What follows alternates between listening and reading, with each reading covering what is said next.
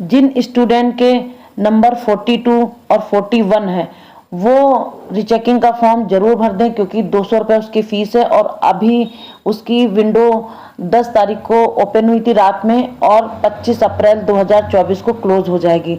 तो आप लोग जल्दी जल्दी कर सकते हैं और 200 रुपये है, ज़्यादा नहीं।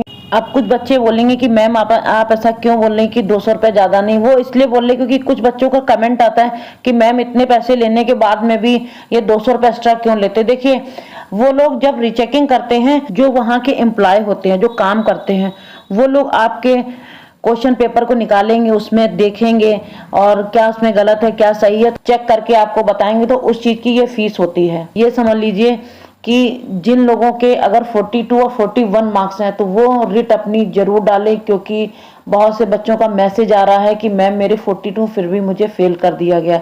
अगर आप श्योर हो इस चीज़ में तो आप रिट जरूर डालिए। और ये देखिए, जिन बच्चों ने पहले जो रिट डाली थी 7 मार्क्स की, 250 से 300 लोगों ने रिट डाली है। अब उसके ऊपर आपको स्टे मिलता है कि नहीं मिलता है कि, तो चलिए वीडियो को हम स्टार्ट करते हैं और इसकी हम थोड़ी सी जानकारी आपको देना चाहेंगे। तो हेलो एवरीवन, आप सब कैसे हो? आई होप आप लोग अच्छे होंगे। तो आज का जो टॉपिक है, bar council of Uttar Pradesh BCI versus writ petitioner, मतलब स्टूडेंट। जिन स्टूडेंट ने BCI के खिलाफ जो रिट डाली थी तो वो कौन से आर्टिकल में आती है ये भी आपको हम जानकारी देंगे। और एक चीज और आपको हम क्लियर कर दें कि जिन लोगों के 41 और 42 मार्क्स हैं उनके लिए रिट के लिए फायदा हो सकता है, और जिनके 40 मार्क्स हैं, 40 के नीचे मार्क्स हैं, उनके लिए बेनिफिट कम है, ये हम आपको बता रहे हैं। और इसी तरीके से SC ST में जिनके 36 और 35 हैं उनके लिए भी फायदा है, और बाकी लोगों के लिए फायदा नहीं है। और ग्रेस मार्क मिलता है कि नहीं मिलता ये तो हम नहीं जानते हैं। वैसे मुझे मुश्किल लग रहा है, क्योंकि जिस तरीके से ये लोग वर्क कर रहे हैं कि बहुत जल्दी जल्दी हर चीज को, अभी देखिए नोटिफिकेशन आई है, अभी विंडो क्लोज हो जाएगी 25 तारीख के बाद में, उसके बाद तुरंत AIV 19 के फॉर्म भरना चालू हो जाएंगे। अभी विकास सर ने बोला था कि सभी स्टूडेंट को हम स्टे दिलवा देंगे, है ना। तो अब देखो कितनी बात सही है क्या नहीं वो तो हम नहीं जानते हैं,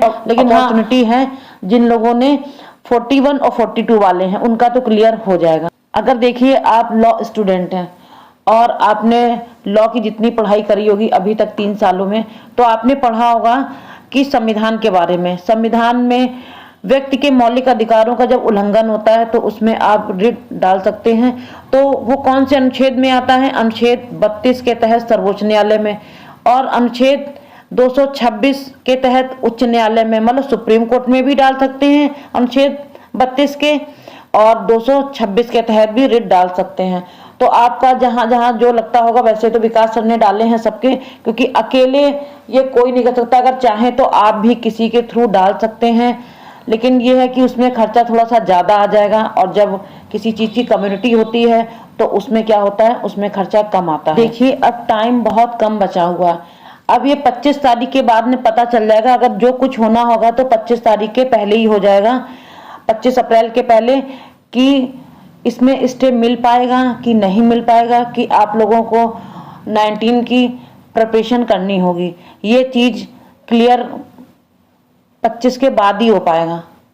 तो आप लोग इस चीज़ पे भी तैयारी रखिए कि अगर आपका नहीं हो पाता तो आप अपनी पढ़ाई जारी रखिए, जिससे कि आपका क्लियर होता जाए। आप ये नहीं कि, और वो स्टूडेंट तो ज़रूर तैयारी करते रहे जिनके 40 के नीचे हैं, हाँ, और जिनके SC ST में 35 के नीचे हैं, तो वो लोग तैयारी के लिए प्लान बना लें, अपनी तैयारी करें। अब देखिए BCI जीतती है कि जीत स्टूडेंट की होती है, तो हमारे हिसाब से तो जिनके नंबर में पॉइंट और जिनका विदहेल्ट और जिनके 42 है वो, वैसे BCI वालों ने जिनके 41 और 42 हैं उनके साथ में बहुत गलत किया है, ये बहुत दुख की बात है। और जिनके 7 मार्क्स में जिनके 2-3 क्वेश्चन सही थे, वो भी क्योंकि जब जो हटाए गए हैं उसमें से स्टूडेंट के सही थे। 2-3 क्वेश्चन तो जरूर सही होंगे 7 क्वेश्चन में से, ऐसा तो हो ही नहीं सकता कि वो सही ना हो। अब कितने स्टूडेंट के सही है, वो क्वेश्चन क्या थे, तो इसका हम आपको प्रॉपर वीडियो बनाएंगे। तो 7 क्वेश्चन का और जो 5 क्वेश्चन चेंज हुए उसमें तो आप लोगों ने देखा ही होगा कि क्या, और कुछ बच्चों ने 7 क्वेश्चन पे गौर ही नहीं किया होगा कि उसमें क्या क्या गलत थे क्या सही थे, कि मतलब रियल में वो हटा देने चाहिए कि नहीं हटा देने चाहिए। तो आज की वीडियो आपको कैसी लगी, अच्छी लगी हो तो शेयर करना, लाइक करना, और अगर इच्छा हो तो आप लोग सब्सक्राइब कर सकते हो। तो मिलते हैं नेक्स्ट वीडियो में। Thanks for watching.